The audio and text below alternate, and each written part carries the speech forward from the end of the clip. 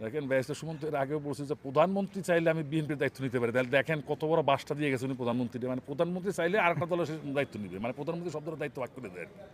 তো উনার কথা উনি তো নিজের এলাকার দায়িত্ব ঠিক মতো নিতে পারে না। শুদ্ধ বাংলা যে লোক কথা বলতে পারে না তার সাথে আমি কী ডিবেট করবো? হইতে পারে সে ব্যারিস্টার, তার আজকে সে কোথায়? তারে দায়িত্বটা দিতাম, কিন্তু সে তো পলাই গেছে। দেখছি তোমরা যে প্লেনে করে ব্যাগ নিয়ে পালাইতেছে, তো সে বলে দায়িত্ব বিএনপির মতো দায়িত্ব সে নিতেছিল, আপনি বুঝলেন না?